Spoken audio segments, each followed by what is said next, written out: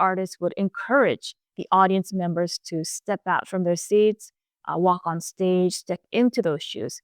And if you think about it, empathy is the root of the word meaning is actually stepping into somebody's shoes, it's trying to understand that person, right? Trying to understand what this person is feeling. And so it really represented the artist's sentiment about trying to stand in solidarity with the victims' families and their supporters.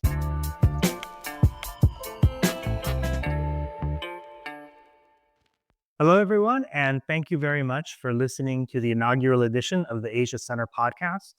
My name is Will Hedberg. I am the director of the center, and I am delighted to welcome as our first guest my colleague from the School of International Letters and Cultures, Professor Areum Jeong. Professor Jeong is an assistant professor of Korean studies here at ASU, whose work focuses on cinema, modern literature, popular culture, theater, and performance. Professor Jeong, welcome.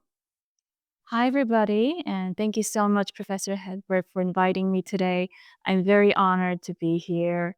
And as Professor Hedberg has generously introduced, I'm a scholar of Korean film, pop culture, theater, and performance.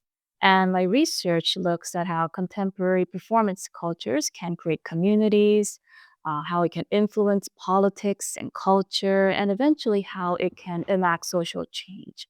So I try to look at why humanities are important in amplifying marginalized voices, preserving community histories, and also trying to make sense of, some of the very complex or complicated interactions between art, mass media, public culture, and politics. So, hi everyone. Yeah. Well, first of all, congratulations. We're here to talk about your new book, which is entitled Beyond the Sewol, Activist Theater and Performance in South Korea and the Diaspora. This was just published by the University of Hawaii Press as part of the Hawaii Studies on Korea just a few weeks ago, right? So we're very, very honored to have you and delighted to be among the first to have this opportunity to discuss your research. Thank you so much. Yes, it was just released last week via Amazon and other vendors. So I imagine that it's somehow making its way to your library or your home. So That's yes, fantastic. Congratulations. thank you. So your book focuses on a tragedy that occurred in 2014. Can you tell us what the Sewol was and give us some background about the incident that forms the focus of your research? Sure. So I would say this was the most devastating event in South Korea in the past decade. On April 16, 2014, a ferry that was headed from Incheon to Jeju Island, which is the southern part of South Korea, capsized, and more than 300 people died as a result, and 250 of them were high school students who were on a class trip. Um, I was actually in Los Angeles on that day. I was a PhD candidate at UCLA's Theater and Performance Studies PhD program. And because of time difference, it was, I think, in the late afternoon or the early evening when I first saw the news about a ferry sinking in southern part of South Korea. And I was very worried because it seemed I couldn't see any photos or clips of, Coast Guards or helicopters rescuing folks. And so I was very worried. And then I saw a news headline that said, "Oh, everybody has been safely rescued." So I was like, "Phew, that's great." And I breathed a sigh of relief, and I went to bed. And then the next morning, I found a very different news story on my timeline. It actually said that um, no, actually, many of them were not rescued and perished as a result. And it was devastating to see clips of the ferry sinking, and I felt so helpless that I couldn't do anything to help these people. I also couldn't help wonder why weren't there, coast guards or helicopters or help trying to rescue these folks. I also wondered what was the president doing? What was she doing to help these people? Because, when there's an accident of this size, of this impact in Korea, it does go to the Blue House and, the president tries to, help folks the resources, through guidelines. And I was wondering, what was the government doing? Did they do their job to, help these people? And in the aftermath of the disaster, it was just devastating to see how the victims' parents, they were shaving their heads in protest, marching to the brew house, demanding to meet the president.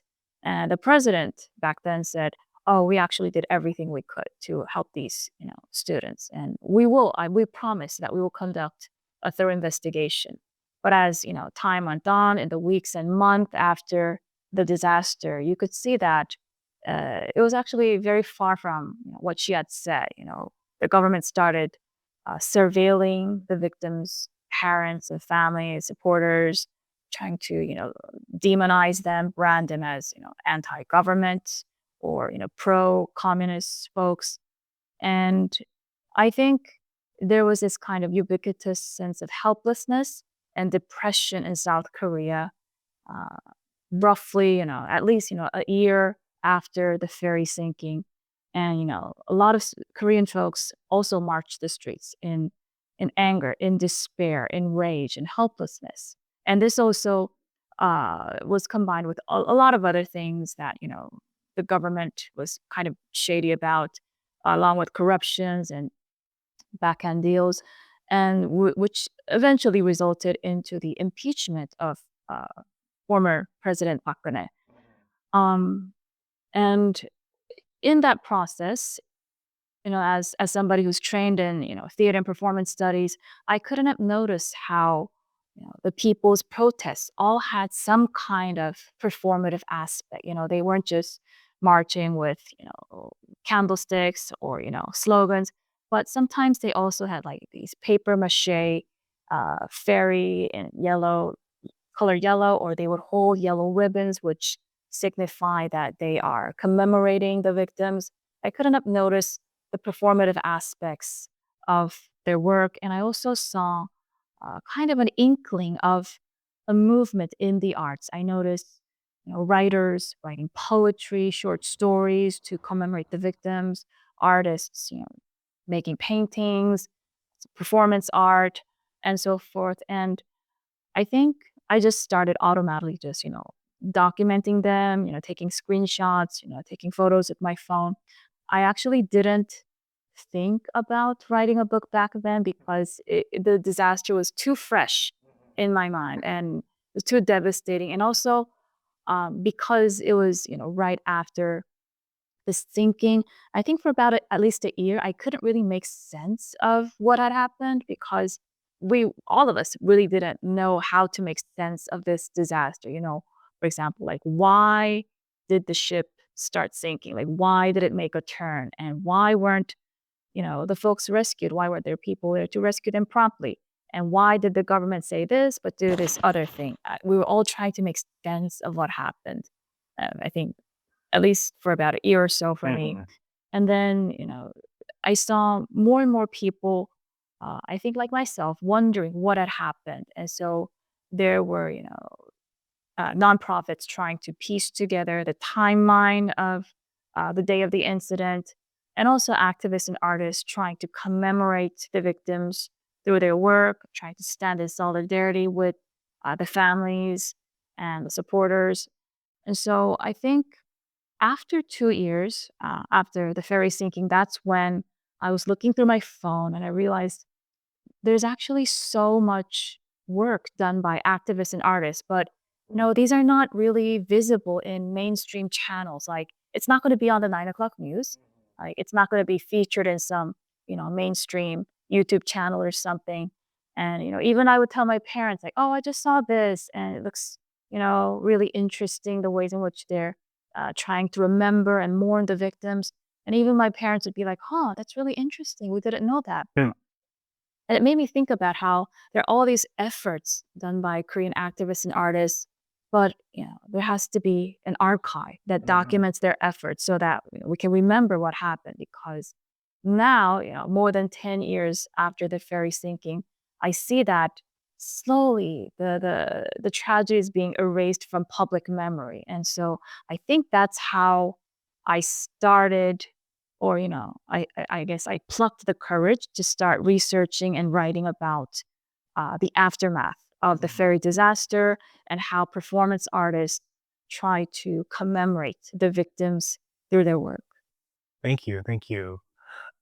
You talked just now about different forms of media, and starting with, when you first heard about this, you heard about this via social media. Turned out the information was wildly incorrect. What had been presented as a successful rescue, and had actually, been a horrible tragedy with massive loss of life. And this, your book focuses in many ways on different types of media, and I'm wondering if you could talk a little bit about how social media and the ways in which this tragedy was first reported on and then later remembered interacts with other, more traditional forms of reportage. Sure, sure. I start the book with performance works created by folks who were closest to the student victims. The victims' mothers. And these are works where the mothers would provide testimony for theater makers so that they can use it for their own work, or they would actually form their own theater troupe.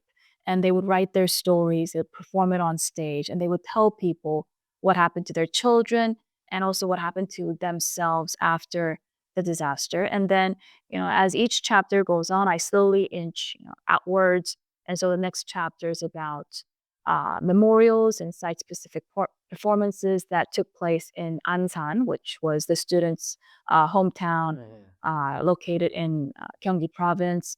Um, and then it goes a little bit outward than that. In the next chapter, I look at broadly how South Korean performance artists create works in places like Daehanglo, which is kind of like Korea's Broadway, and then more, broadly later, how K-pop artists create songs and music videos to commemorate them visually.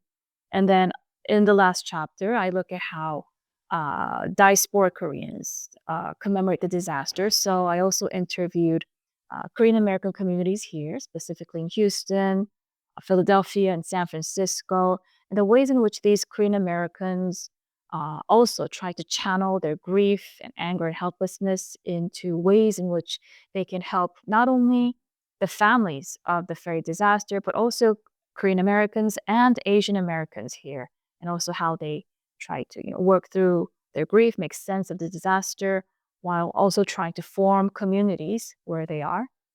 And social media is definitely important because in chapter 3, when I talk about what Korean artists and activists do in the broader sphere of the Seoul city, I talk about this hologram performance. There was this time when former President Park Geun-hye, you know, prohibited people from marching in the streets. And then people had this very clever idea to come up with a holographic protest. It was inspired by the one in Spain, and they communicated not only through social media but also through Telegram chats. And they had this huge, massive protest, but it wasn't the people marching. It was all these holographic, ghost-like figures, images in the Gwanghwamun Square, and I think that was the first holographic protest in Asia. So that also held significance. And also, it showed how people represented their creativity in those kind of neo authoritarian times. This is to me one of the most really striking and amazing aspects of your research is that there are so many ways in which one could study or document this tragedy. A lot of writing by journalists, especially, but the lens that you use to think about the meaning of the way in which the tragedy was mishandled and ultimately remembered as art, and as you just said, in particular, theater and performance art that emerged in the wake of the catastrophe. And a number of these performance pieces or artworks really actually featured the grieving mothers of the children who perished during this tragedy. Um, how did these different performances come into being? How I was especially curious about how they solicited participation of the mothers mostly who took part in these performances. I know that a lot of these groups that you were discussing are longstanding theater troupes and performance artists, but I'm just kind of wondering how this came together. How do these different groups reach out to these grieving families and secure their participation in these those. Mhm. So after the sinking, a lot of the families uh, had therapy sessions to make sense of the disaster and also try to cope with their grief. And in the process, I think the city government also provided them classes so that they could, busy their hands and take their mind off things. So, for example, they had classes where they learned how to make coffee, like baristas, Uh-huh. and then they also had a session, a play reading session with the theater director. And at that point, of course, the mothers, many of the mothers actually had never performed in a theater troupe. They never even thought about being an actor. And they were just doing these play readings, as part of the program. But they found it fun and so engaging to Mhm. read several plays, that talked about human rights or social issues in Korea. And I think this theater director was inspired to form a troupe just for the mothers so that they can work out their grief through theater. And the director talks about how he could see that the mothers were sad all the time because when you're a parent who just lost a child, the Korean society expects you to be sad all the time. And so one of the mothers actually said, I was in this restaurant and there's a TV. I was looking at the TV and there was something funny on, so I laughed. And then I could hear somebody say, "Why is she laughing? Her child just died." And so the society kind of brands you as victims. And if you're happy, they think something's wrong with you. But the theater director thought, no, that's not okay. You have to smile and you have to laugh to move on and to cope with your grief. And so he created space for the mothers to smile and laugh and also work out their, issues, trying to make sense of the disaster through theater. And so they first started adapting plays that were already written. And then eventually, from their second and third play, they started inputting more of their own stories, what happened to them. And then they started actually writing just purely their own creative plays. And so now, in my book, I talk about uh, five of their plays, and their sixth and newest play just came out. I haven't actually seen it yet, so I'm very, very excited to go to Korea and see it later. Uh, Um, but yes, they have been working very hard to not only to showcase their children's stories and their stories, but also to keep it alive in public memory. And so they travel all over Korea. And these plays are, they're very modestly priced. Most of them are just free and you can just sign up and attend, or maybe they're, cheap as like $10 or so. And so I think it's really affordable so that more people can, attend, engage with it, and learn about what happened to the mothers. And in the course of your research, you attended dozens or hundreds of these plays. And you talk about the specific features and the content and the plot lines of all of them in your book. Um, can you give us an idea? Is there one in particular that you could kind of describe the content and the setup for people who haven't seen these plays? Yeah, so I was in Korea from 2017 to 19, full time doing field work. Um, I mean, looking back, it was also a difficult time for me because I was a struggling part time lecturer. I was also on the job market, and on top of that, I was doing field work and trying to write. So it was a difficult time for me. But looking back, I think it was also kind of a blessing in disguise because I was only just part-time lecturing, I had all this time to actually go to, these protests and seminars organized by the families, attend every single performance that was happening in Korea that had some connection to the ferry disaster. And so, yes, I attended so many seminars, protest workshops, and went to every single play or gallery exhibition performance piece that I could, find on the internet. Not all of them are in this book because, there were hundreds of them. And I tried to, as I would go there and then, I would watch it and cry. And of course, there would always be at least one family member of a student victim. And then we would, also talk to them, offer condolences, hug and cry, and then come home and then, try to remember what I saw, what I felt, the conversations I had, and try to write it down. And I think I also try to make sense of these performance pieces, and I would notice there are some similarities between them, also some differences between the mediums and also how they worked. One of the performances that, I was really, struck by was this intermediate performance piece called Empathy by Jaeyoung Chung, who was an intermediate performance artist in Korea. She had, the Sewol mother's shoes, and she arranged, some kind of, like, electric wire, so that, if somebody steps into those shoes, because I think our bodies also contain elec Mhm. electricity a little Mhm. bit. Okay. She arranged it so that when you step into those shoes, the pre-recording of a mother's testimony would come out from the speakers, and the Mm. mother is, reading a letter to her child. And so it was a very, interactive piece, and Yeah. the artist would encourage the audience members to step out from their seats, walk on stage, step into those shoes. And if you think about it, empathy is, like I think the root of the word meaning is actually stepping into somebody's shoes. It's Mm. trying to understand that Mhm. person, right? Trying to understand what this person is feeling. And so it really represented the artist's, I think, sentiment about trying to stand in solidarity with the victims' families and their Mhm. supporters. And you spoke earlier about the government's reaction to these performances.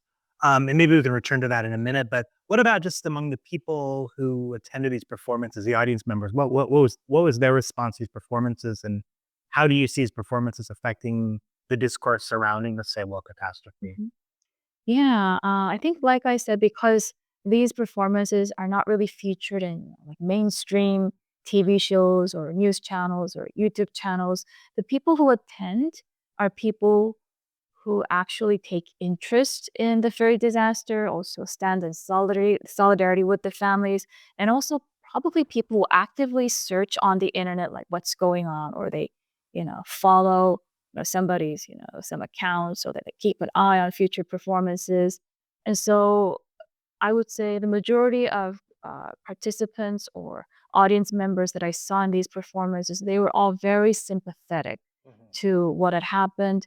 They all would, stay longer even after the performance ended, so they could just talk to the family members, even if they don't know each other. They would offer words of condolences, and they would, they would be. I think they were more motivated to stay on top of what was happening because there was also an investigation going on in Korea, and, the victims' families urged the Korean people to please pay attention to the investigation and its result. It's very important that we have a thorough investigation.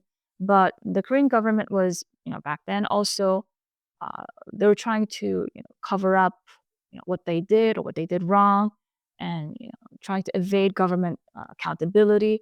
And so they actually slashed so much of the funds that was supposed to go into this special investigation commission. And as a result, um, the victims' families were not happy with the result of the investigation because there could have been more stuff that they could do, but because of the lack of funds and also the limited time, the city government, the Korean government also limited the time frame that they could work on it. They were not happy with the results, and so the families are actually still struggling. They're still fighting for another investigation, a more thorough one that would help figure out, for example, like why the ferry made a sharp turn, like, what happened back then, and why weren't they properly rescued? Were you able to speak with a lot of the mothers about the ways in which these performances help them process their grief, or um, in some ways make some kind of sense of the trauma? Mhm, Did you were able to speak quite a bit with the mothers themselves about this performance process? And mhm. Eventually, I did, but I think when every researcher starts, embarking on a research project or writing a book, they kind of come to terms with their own, I guess, set of research ethics. And for me, my biggest priority was that my book would not burden them any Mhm, further. So mhm, I would not pester them with questions, asking them how did you feel when your child died? Like, because by then, I think they had done hundreds or even thousands of interviews with the press, artists, activists, all kinds of channels, and I'm sure they were exhausted. And so I promised that I would not interview any of the victims' families. That was my number one rule. And so I would just go there, just go to the performances, just sit there, make notes in my little journal. And because I would go there so frequently, like I would go to the premiere of every play that the mothers performed. And then I would go again sometime in the middle because, like every performance kind of changed. They change a little bit or they edit something. And I would also attend the very last day of the performance to see how it changed from the beginning to middle to end. Because I go there so frequently, they actually noticed me first. And so they would come to me and say, "Hey, weren't you here like, a while ago? We're just sitting here too." And they would strike a conversation with me. And so then I introduced myself as a yes, hi, I'm a researcher. I'm trying to write about this. I'm trying to make sense about this. And, I love your performances and that's why I'm here. And eventually we created a relationship, a kind of friendship. And later, as I kind of, got the chapter drafts together and I kind of figured out, yeah, this could look like a book. I typed up kind of like a handout and table of contents in Korean language. And also in summer of 2022, I was attending their weekly play reading workshops. Every Monday, they still have a play reading workshop where they would just come in and read other people's plays or sometimes their own. And I would go there every Monday and just, sit there in a corner and just watch and, just bring little snacks like fruit and rice cakes and just, say hi and offer, something nice to say. And later I told them, I gave them the handout and I explained that I'm writing a book and I would be honored if they could, let me write about their performances. And I also told them that I'm not going to seek any kind of interviews or any kind of testimonies from you because I know you're already tired. Um, and and yes, they said, "Yes, please write about our children. Mm. Please write about our works. Please spread what has happened to the world." So I'm very, very grateful that they gave me permission to write about their works. And you connect this to, in your book, to a larger history of performance-centered activities stretching back to the colonial period, right before the Second World War. Uh, can you talk a little bit more about this tradition and how you see the performances that you write about fitting in with a longer history of South Korean performance? Sure, sure. I think as the esteemed historian Bruce Cummings say, no modern ruler in Korea has left their office, voluntarily up until 1987. And so, Korea has been through a lot of stuff, colonialism, there's the Korean War, and then the dictatorship periods in the 70s and 80s. But even all through that, there is a very strong culture of political dissent and protest in Korea. And in all of those, historical moments, the people have always rose up. They have always voiced their opinions. And I think if Bruce Cummings were to edit his book, I think he would, fix it and change it because we also impeached two presidents in the past decade. And that was also the result of the people's movement. And these were all very peaceful street protest marches. I don't think anybody got hurt or injured. And so this connects also to the larger history of the people's movement and the culture of protest in Korea. Hmm. And to kind of look at that from the government angle, you mentioned earlier there was a special investigation commission. And one thing that became immediately clear is this boat shouldn't have been at sea at all. It was out of service, overweighted, insufficiently protected against bad weather. Um, there was an immediate, intense criticism of the Park regime for the response to the tragedy. And then a backlash by the park administration against the families of the Sewol victims. And again, you talked about this a little bit at the beginning of our interview, but I was wondering if you could talk a little bit more about that backlash. What was the motivation on behalf of the park administration for responding to the tragedy in this way? Yeah, so the boat, which was already used for 10 years, should have been retired, but obviously somebody bought it back and they refurbished it. And of course, there was somebody who, checked everything off. saying, yes, this is perfectly safe, it's perfectly good to go, but it shouldn't have been that. So this already points to, the kind of issues in our neoliberal society where profit is prioritized and things like public safety is always swept under the rug. And we see again and again in the course of history how these kind of disasters, these are not, natural disasters like hurricanes or, tsunamis.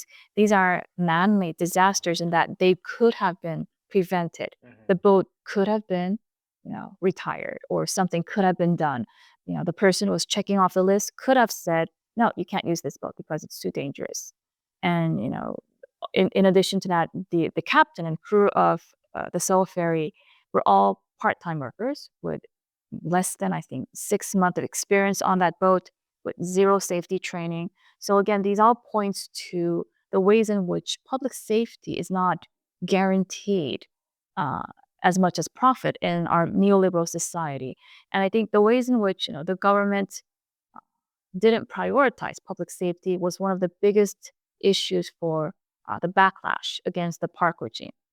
And we see this again, several years later when there was the crowd crush in Itaewon during the Halloween festivities. Again, public safety was not prioritized. It was the very first Halloween festivities after COVID-19. So it was anticipated that there would be a large crowd of people. But, the Yoon Suk-yeol government back then they didn't have any safety regimes or protocols in place anticipating, this many people would gather during the Halloween weekend. So we see again and again how public safety doesn't seem to be guaranteed in our society. And the Sewol ferry disaster was a turning point in that the South Korean people realized they couldn't, just blindly put their faith into government or law or, education, and they had to form communities. They had to find ways to ensure each other's safety and also stand in solidarity with each other. That was, your epilogue. You spoke about this second tragedy in 2022. The you just said, in which 150, again, mostly children, were Mhm. crushed during these Halloween celebrations. Um, your book, in some ways, you offer some hope that, through the kinds of activist activities you discuss, there's been a change in attitudes towards accountability, demands for certain political changes. On the other hand, the problems you're discussing in 2022, very much echoed the kinds of problems with transparency and accountability that we saw in 2014 after this nuclear ferry. Um, do you feel overall that something had been learned from this tragedy in 2014, or your book ended, to my in my reading at least, there was optimism and skepticism. I'm Mhm. just wondering, what your ultimate kind of vision is. Mhm. I think throughout this research, yes and no, it gave me hope and optimism that the people were eager to, foster communities, to help each other, to look after each other and stand in solidarity. But it also, like many other Koreans, uh, made me skeptical about how much the government, how much the country actually protects its people and guarantees public safety. And I think that's why after these kind of disasters, more and more people are motivated to find ways also to educate themselves, like how to do CPR. And I actually did that too after the crowd crush in Itaewon. The first thing I did was donate blood for the folks, and also I signed up for a CPR class to learn how to do that in case of accidents. And I was actually surprised that there were different procedures for example, for infants or young children or, older adults, and, the ways in which, you help them and then also you contact, 911 or the authorities. And the class was packed. It was actually difficult to sign up for because I think it showed kind of the urgency that the Korean people felt when these kind of disasters occur. It's eventually the communities that you rely on, depend on each other. So it's kind of both, kind of hope that, we do still form communities and help each other, but also skepticism against, I guess, government authorities. Okay. Mhm. Can I ask a question about methodology? You're a scholar of performance studies. You're a scholar of modern Korean cultural and intellectual history, but you're also a citizen of South Korea. You're also a human being who is moved by the suffering of others. And one of the things in this very powerful, moving book that moved me the most was your discussions of the early hours of this tragedy, where obviously you weren't thinking about writing a book. You weren't thinking. You were just horrified by the news that was coming in, trying to ascertain the veracity of these different rumors. And this got me thinking, you're in this book, you're an observer of these demonstrations and performances, but you're also a participant in many of them.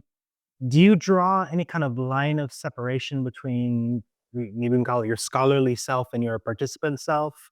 You're a scholar of emotion, but it's impossible not to be moved by these accounts ourselves as we hear them. Is there any how do you, I guess, deal with these kind of two aspects of engagement with this tragedy? Mm, so, like I write in the book, I conducted my research as an active participant and co performer witness. And so, when I enter those kind of arenas, when I go see a performance piece, I try to absorb as much as I can, what I'm feeling, what I'm seeing. And also, I'm trying to notice what other people around me are feeling or thinking, or, if I hear sniffles in the audience. And I try to, document everything I can as a performer witness.